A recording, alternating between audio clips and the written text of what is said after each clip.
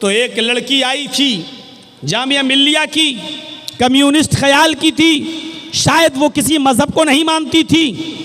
वो आकर स्पीच में कहती है कि इस्लाम 1400 साल का पुराना हो चुका है, इस्लाम को भी मौजूदा हालात के तहत बदलना चाहिए, कुछ चेंजिंग आनी चाहिए। हर चीज़ जब पुरानी हो जाती है तो उसको रिजेक्ट कर दिया जाता है और उसकी जगह पर नई चीज़ लाई जाती है। उसने मिसाल दी कि जब मकान पुराना हो जाता है तो उसको गिराकर नया मकान बनाया जाता है, जब टेबल पुरानी हो जाती है तो उसकी जगह पर नई टेबल आती है, किताबें फट जाती हैं तो नई किताबें ली जाती हैं, माइक पुराना हो जाता है तो नया माइक लाया जाता है। हर पुरानी चीज़ को हटा दिया जाता है और नई चीज़ को लाया जाता है।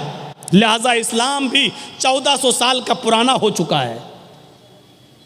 इस्लाम के यह हकाम कि चोर के हाथ काटो, जानी को पत्थरों से मार मार के संसार कर दो, बलात्कारी को, ये 1400 साल पुरानी बातें हैं जो पुरानी हो चुकी हैं। अब इस्लाम को भी चेंज होना चाहिए, इस्लाम को भी बदलना चाहिए। और उसने दौरान तकरीर ये भी कह दिया था कि जर्जी साहब चीफ गेस्ट की हैसियत से आए हैं, मैं इनसे गुजारिश करूंगी कि ये लोगों को बताएं और मॉडर्न माहौल के हिसाब से इस्लाम को पेश करने की कोशिश करें। या तो उसके बाप ने उसको सही तरबियत नहीं दी थी या फिर उसका जहन कहीं ख़राब था। बहरहाल उस लड़की की तकरीर ख़त्म हुई, फिर 2-4 लोग और बोले और लास्ट में जब मेरा नंबर आया तो मैंने आधे घंटे का टाइम था, मैंने 15 मिनट 20 मिनट और स्कूल और कॉलेज के बारे में बोला। उस ज़माने में ये मोबाइल का ज़माना नहीं था और ये ज़माना नहीं था वीडियो नहीं बनती थी, आइडियो में कोई तकरीर होगी हमारे पास। मेरे प्यारे साथियों, उस ज़माने में फिर लास्ट के 10 मिनट को मैंने लिया और लेने के बाद मैंने कहा कि हमारी एक बहन आई थी, वो कह रही थी कि इस्लाम को भी बदलना चाहिए, 1400 साल पुराना हो चुका है। हमारी सिस्टर को पता नहीं इस्लाम कुदरती मज़हब है, इस्लाम नेचुरल है और कुदरती और नेचुरल चीज़ें नहीं बदलती हैं। मसनूई चीज़ें, आर्टिफिशियल चीज़ें बदली जाती हैं, कुदरती चीज़ों में तब्दीली नहीं होती है। हमारी सिस्टर ये भूल गई, सड़क आर्टिफिशियल होती है, पुरानी हो गई नई बनेगी। आपकी टेबल आर्टिफिशियल है, पुरानी हो जाएगी नई आएगी। लेकिन मुझे एक भी कोई कुदरती चीज ऐसी बताइए, मेरी बहन, मुझे एक भी नेचुरल चीज ऐसी बताइए जो पुरानी और बदल गई हो। मैं देखता हूं आम का पेड़ आम देता है, अमरूद का पेड़ अमरूद देता है, अंगूर की बेल में अंगूर लगते हैं, तरबूज की बेल में तरबूज लगते हैं। मैं देखता हूं ये तरीका बहुत दिनों से चला आ रहा है, बहुत पुराना हो चुका है। मेरी बहन, क्या आप इस तरीके को बदलने की बात करोगी और क्या अल्लाह से कहोगी, जो भी तुम कहती हो ऊपर वाले को, क्या ये कहोगी हाय प्रभु, हाय ईश्वर, हाय अल्लाह, ये बहुत पुरानी चीजें हो गई कि आम से आम, अमरूद से अमरूद, अंगूर से अंगूर पैदा होता था, अब आम में तरबूज होना चाहिए, अंगूर में बेर होना चाहिए और एप्पल के पेड़ में अब ऑरेंज होना चाहिए। अब ये पुराना हो चुका है, अब कुछ जिद्दत चाहिए और नई चीज़ चाहिए। चेहरा देखने लगी, ये क्या टॉपिक आ गया। सोच रही थी कि मौलाना कहेंगे कि हाँ, इस्लाम को भी मौजूदा दौर के हालात बदलना चाहिए। मैंने उसको एक ऐसी मिसाल दी जिस पे सारी पब्लिक हंस दी। मैंने कहा सिस्टर, कुदरती चीज़ें कभी नहीं बदली। सूरज पूरब से निकलता है, ईस्ट से, पश्चिम में, वेस्ट में डूब जाता है। ये तरीका भी बहुत पुराना हो चुका है। ये तो इस्लाम से भी ज़्यादा पुराना है। ये तो जिस दिन से सूरज की तख्लीक हुई उसी वक्त से ऐसा हो रहा है। मैं कहता हूं कि यह भी पुराना हो गया। अब क्या आपकी अकल ये कहती है कि आप सूरज को ईस्ट के बजाय वेस्ट से या नॉर्थ से या साउथ से निकलना चाहिए? आप क्या इस तरीके को बदल सकती हैं? सिर्फ देखे जा रही है कि बात क्या हो रही है। मैंने उसको लास्ट में यहाँ घसीटा मैंने कहा सिस्टर, ये तरीक़ा भी बहुत पुराना हो गया है। माँ के पेट से पहले बच्चा पैदा होता है, फिर धीरे धीरे जवान होता है और लास्ट में बूढ़ा होकर मर जाता है। हमने कहा ये सिस्टम भी बहुत पुराना हो चुका है। क्या आप अपने घर में अपनी माँ बहन बेटियों से इस सिस्टम को बदलने की बात करोगी? क्या ये कहोगी कि अब माँ के पेट से बूढ़ा पैदा होना चाहिए? खिलाने पिलाने की क्या ज़रूरत है? पहले बूढ़ा हो, फिर धीरे धीरे जवान हो, फिर बच्चा हो के मर जाए। क्या तुम ये तरीक़े को बदलने की बात करोगी? फिर मैं थोड़ा जोश में आया और फिर मैंने चीखते हुए कहा, मेरी बहन, ये सारी कुदरती चीज़ों को तुम नहीं बदल सकती हो। चलो अपने कॉलेज के प्रोफेसर बैठे हुए हैं तुम्हारे जामिया मिल्लिया के, इनसे कहिए कि 2-2 4 और 4-4 8 ये पढ़ाते हुए तुम्हें ज़िंदगी हो गई है। और ये तरीक़ा भी बहुत पुराना हो चुका है। मैथमेटिक्स के इस उसूल को बदलिए। अब 2-2 3 और 3-3 5 पढ़ाइए। आपके कॉलेज के प्रोफेसर इस तरीके को बदल कर दिखा दें। और जब ये चीज़ें नहीं बदल सकती तो इस्लाम भी नहीं बदल सकता। इस्लाम कुदरती निज़ाम है। इस्लाम का निज़ाम अल्लाह की तरफ से है और कुदरती चीज़ों में तब्दीली नहीं होती है। आपको इस्लाम लाना है तो वही पुरानी चीज़ों पर अमल करना होगा। दुनिया कहती है कि बहुत तरक्की कर रही है, आगे की तरफ देख। मैं कहता हूं कि तुम 1400 साल पीछे की तरफ देखो, बहुत तरक्की कर जाओगे। मेरे प्यारे साथियों, जब तक कुरान का नुज़ूल नहीं हुआ था, जब तक इस दुनिया में कुरान नहीं था, बायो नहीं थी, कुरान नहीं था, साइंस नहीं थी, कुरान नहीं था, फिजिक्स नहीं थी, कुरान नहीं था, केमिस्ट्री नहीं थी, कुरान नहीं था, ज्योग्राफिया नहीं था, कुरान नहीं था, भूगोल नहीं था। ये सारे इल्म देन है कुरान के, क्योंकि कुरान इन तमाम उलूम से भरा पड़ा है और क़यामत की सुबह तक सारे उलूम जो कुरान में छिपे हैं एक एक करके सामने आते रहेंगे। क्योंकि कुरान में साइंस भी है, कुरान में टेक्नोलॉजी भी है, कुरान के अंदर फिजिक्स भी है और कुरान के अंदर केमिस्ट्री भी है, कुरान के अंदर मैथ भी है, कुरान के अंदर साइंस भी है, कुरान के अंदर बहुत कुछ है। कुरान एक इल्म का समंदर है, इल्म का समंदर। और इसीलिए तो अल्लाह के नबी ने फरमाया, खैरुकुम मन तअल्लमल कुरान व अल्लमा, तुम में सबसे बेहतर लोग वो हैं जो कुरान को खुद सीखते हैं और दूसरों को सिखाते हैं।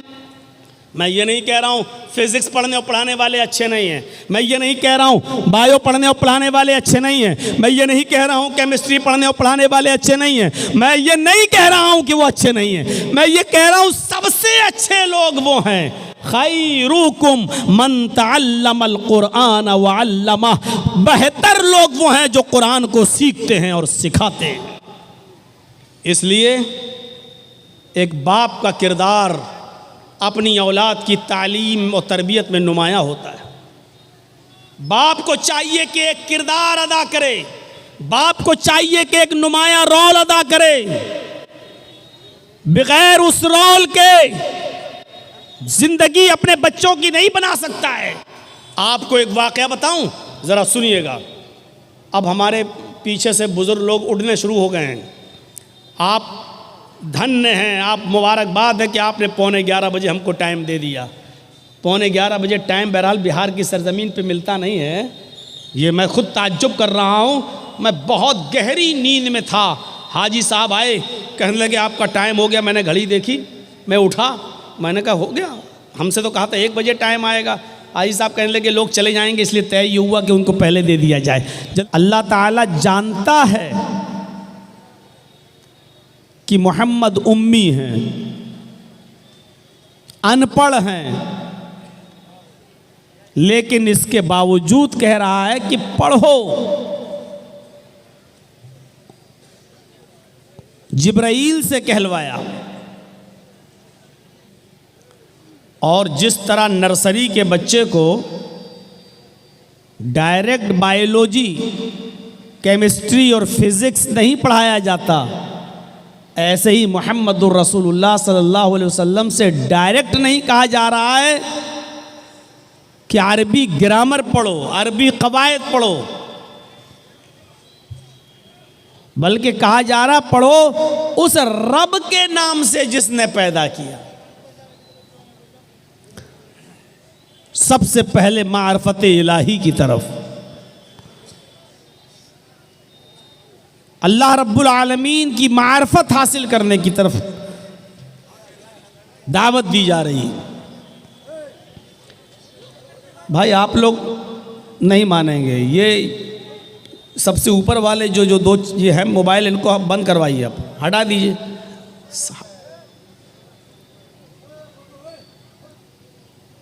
कहाँ वॉलेंटियर लोग कहाँ है? ये वाला सब बंद करवाइए तो चैनल वाले ये लोग मानेंगे नहीं। इनको इजाज़त दे दो तब भी अपनी हरकत से बाज नहीं आते।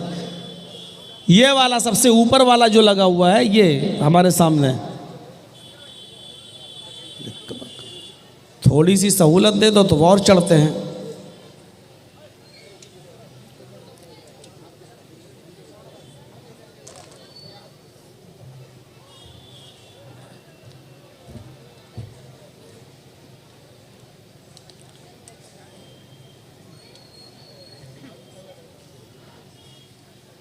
उस गारे हिरा के अंदर ये वही नाजिल होती है। आज भी जो लोग हज या उम्रा करने के लिए जाते हैं और गए होंगे, उन्होंने जबल नूर जरूर देखा होगा। जबल नूर की ऊंची टॉप चोटी पर वो गारे हिरा का मंजर उनके आंखों के सामने होगा। उस जमाने में बड़ा खतरनाक रास्ता था। आज तो थोड़ा सा रास्ता बना दिया गया है, लोग चढ़ते हैं और पहुंच जाते हैं वहां तक, लेकिन आज भी वहां जाने में डर लगता है। बहुत ऊंचाई पर है गारे हिरा, लेकिन थोड़ा सा रास्ता काट पीट के बना दिया गया है, वहां तक लोग पहुंच जाते हैं।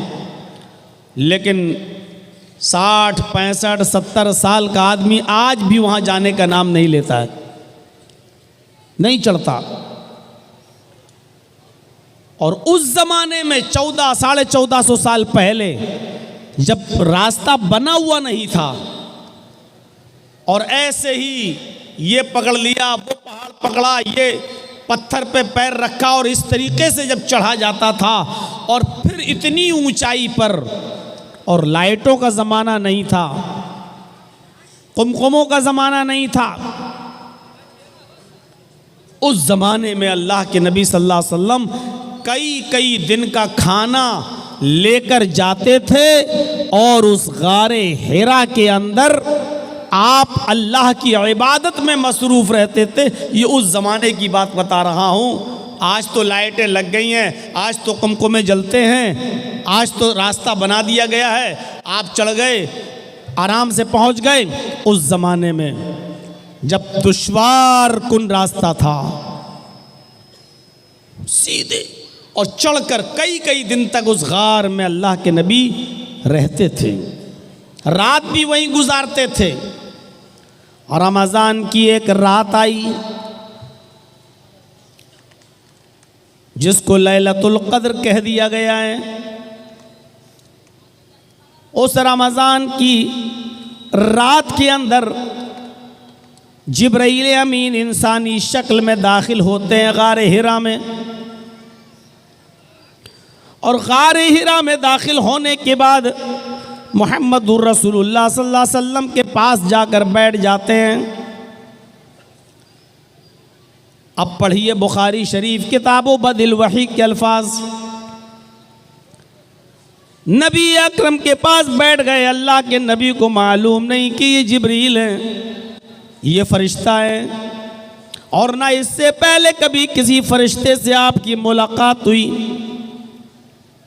अचानक इंसानी शक्ल में आया जिब्रील, और आने के बाद मुहम्मदुर रसूलुल्लाह के पास बैठ गया और बैठकर कहने लगा, इक़रा या मोहम्मद, आए मोहम्मद पढ़ो, इक़रा या मोहम्मद, आए मोहम्मद पढ़ो।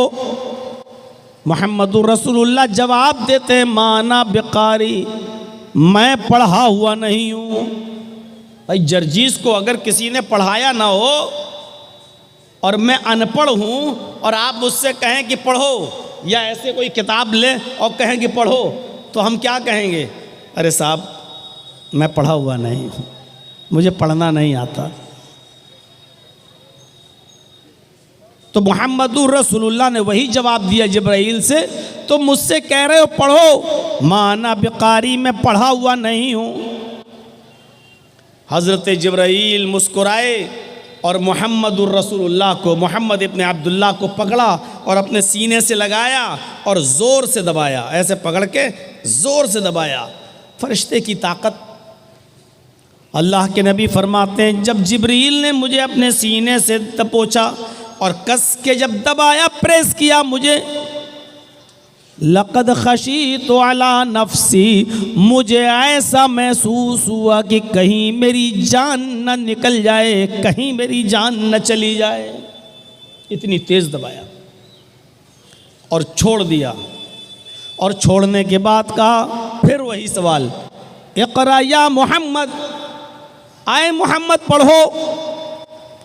अल्लाह के नबी फरमाते हैं, माना बिकारी, तुम मुझसे फिर पढ़ने के लिए कह रहे हो, मैं पढ़ना नहीं जानता, मैं पढ़ा हुआ नहीं हूँ। जिब्रील ने दोबारा पकड़ा, सीने से लगाया और ज़ोर से प्रेस किया, ज़ोर से दबाया और दबाने के बाद फिर छोड़ दिया। अल्लाह के नबी फरमाते हैं, दोबारा जब दबाया तब भी मुझे ऐसा लगा कहीं मेरी जान न चली जाए। फिर छोड़ दिया। छोड़ने के बाद फिर वही सवाल किया, इक़रा या मोहम्मद, आए मोहम्मद पढ़ो। अल्लाह के नबी कहते हैं, ओ बार बार मुझसे पढ़ने के लिए कहने वाले, क्यों मुझको बार बार पढ़ने के लिए कह रहे हो? मैं पढ़ा हुआ नहीं हूँ। जब मैं पैदा हुआ तो मैंने अपने बाप का चेहरा नहीं देखा। जब मैं दुनिया में आया, मैं अपनी माँ के पेट से बाहर आया तो मैंने बाप का चेहरा नहीं देखा। मेरे बाप मेरे पैदा होने से 2 महीने पहले ही इंतकाल कर गए और जब मैं 6 साल का हुआ तो मेरी माँ भी मुझे छोड़ के चली गई। जब मेरी उम्र 6 साल की हुई तो मेरी माँ भी मुझे छोड़ के चली गई। 6 साल की उम्र में मैं दुर्रे यतीम हो गया। बाप भी चला गया, माँ भी चली गई। बाप तो पैदा होने से पहले ही चला गया और 6 साल की उम्र में मुझे मेरी माँ ने भी छोड़ दिया। जब मैं 8 साल का हुआ तो मेरी परवरिश करने वाला मेरा दादा अब्दुल मुत्तलिब भी मुझे इस दुनिया में छोड़ के चला गया।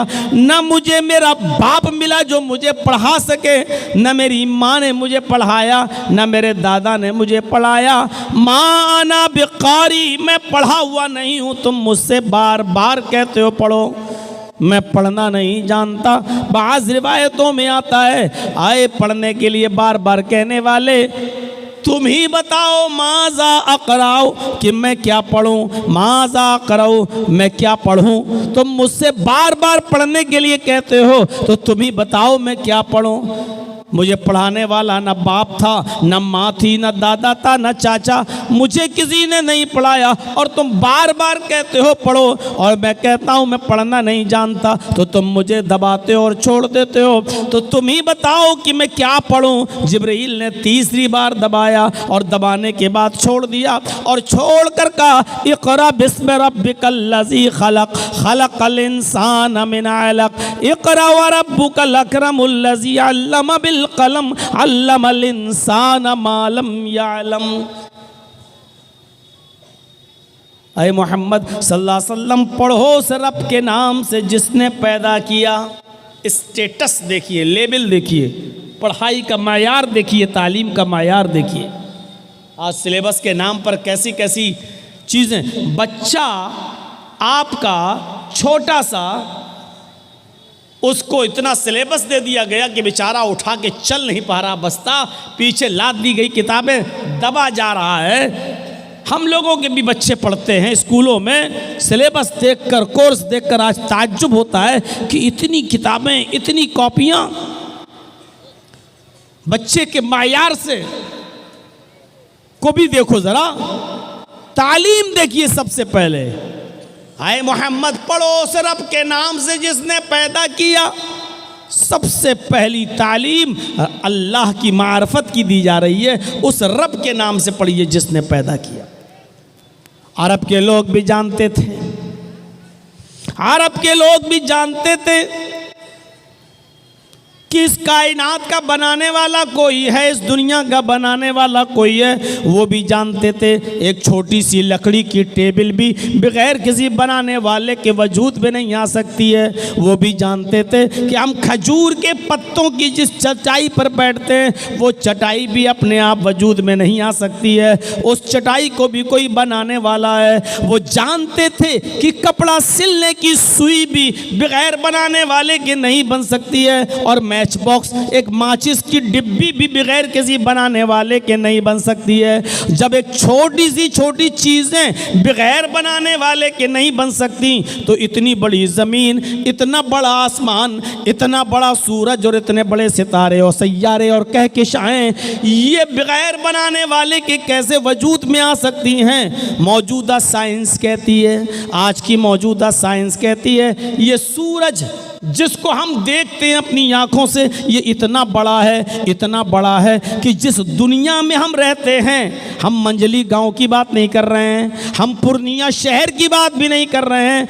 हम बिहार स्टेट की बात भी नहीं कर रहे हैं, हम इंडिया की बात भी नहीं कर रहे हैं। जिस दुनिया में हम और आप रहते हैं, जिस दुनिया में सांस लेते हैं, अगर इस मौजूदा दुनिया को सूरज में फेंक दिया जाए, सूरज के अंदर डाल दिया जाए, तो आज की मौजूदा साइंस कहती है कि सूरज इतना बड़ा है, इतना बड़ा है, ये दुनिया सूरज के अंदर ऐसे गिरी हुई नज़र आएगी जैसे एक बहुत बड़े फुटबॉल की फील्ड में, फुटबॉल के ग्राउंड में फुटबॉल दिखाई देती है। आपने फुटबॉल का मैच देखा होगा, कितना बड़ा ग्राउंड और स्टेडियम होता है। उस स्टेडियम में अगर एक फुटबॉल डाल दो तो फुटबॉल एक कोने में पड़ी हुई नज़र आती है, एक साइड में दिखाई देती है। सूरज इतना बड़ा है इस दुनिया से कि अगर दुनिया को सूरज में डाल दिया जाए तो दुनिया एक गेंद, एक बॉल, एक फुटबॉल की तरह नज़र आएगी, यानी और इतना बड़ा है सूरज।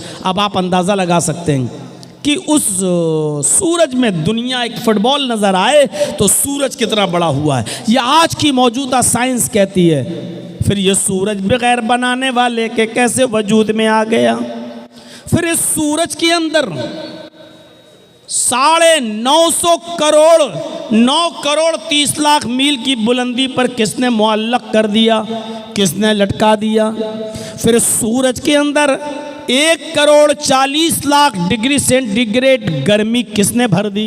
ये सूरज रोजाना हमें और आपको 1 करोड़ 40 लाख डिग्री सेंटीग्रेड गर्मी हमें प्रदान करता है, हमें देता है। मेरे भाइयों, ये बगैर बनाने वाले के कैसे वजूद में आ सकता है, इसको अरब के लोग भी अच्छी तरह जानते थे। वो तो अल्लाह को इतना मानते थे और अल्लाह के पावर को इतना जानते थे। हाँ, एक कमी भी उनके अंदर थी, जो जिहालत कह लो। वो कमी ये थी कि वो डायरेक्ट अल्लाह से नहीं मांगते थे, लेकिन देने वाला अल्लाह ही को जानते थे। कुरान पढ़िए, बार बार कुरान देखिए। मेरे ये तलबा जो हिफ्ज़ की डिग्री लेकर और सर पे दस्तारे फजीलत बांध कर जो फारिग हुए हैं, पूछिए मेरे भाइयों, कुरान इनको इन्होंने सीखा है। दुनिया की सबसे अजीम किताब को इन्होंने अपने सीने में महफूज किया है। आप ज़रा इनसे कुरान की आयतें पूछें, ये झट से जवाब दे देंगे और बताएंगे। मेरे प्यारे साथियों, इसी कुरान में बार बार आप पढ़ेंगे कि आए मोहम्मद सल्लल्लाहु अलैहि वसल्लम, आए मेरे नबी, इन काफिरों से सवाल करो, इस ज़मीन और आसमान को किसने बनाया, तो ये जवाब देंगे अल्लाह ने। अल्लाह को मानते थे। उनसे पूछो कि चांद सूरज सितारे किसने बनाए, तो कहेंगे अल्लाह ने। इनसे पूछो आसमान से बारिश कौन बरसाता है, तो ये जवाब देंगे अल्लाह। इनसे पूछो युखरिजुल हय्य मिनल मय्यत व युखरिजुल मय्यत मिनल हय्य, जिंदा चीज में से मुर्दा चीज को और मुर्दा चीज से जिंदा चीज को कौन निकालता है। जिंदा से मुर्दा, मुर्गी जिंदा है, उससे बेजान चीज़ अंडा कौन निकालता है, और अंडा बेजान है, उससे जानदार चीज़ मुर्गी का बच्चा कौन निकालता है। युखरिजुल हय्य मिनल मय्यति व युखरिजुल हय्य मिनल मय्यत व युखरिजुल मय्यत मिनल हय्य, जिंदा से मुर्दा और मुर्दा से जिंदा को कौन निकालता है। लयक़ूलुन्ना लयक़ूलुन्नल्लाह, तो ये यही जवाब देंगे अल्लाह। हमारा और आपका ईमान अल्लाह के बारे में इतना कहाँ है जितना काफिरों का, अरब के काफिरों का था। हाँ, वो सब कुछ मानते थे कि अल्लाह करता है, ताकतवर है, पावरफुल है, लेकिन कहते थे कि अल्लाह डायरेक्ट हमारी नहीं सुनता है, अल्लाह इन बुजुर्गों के जरिए हमारी दुआएं सुनता है।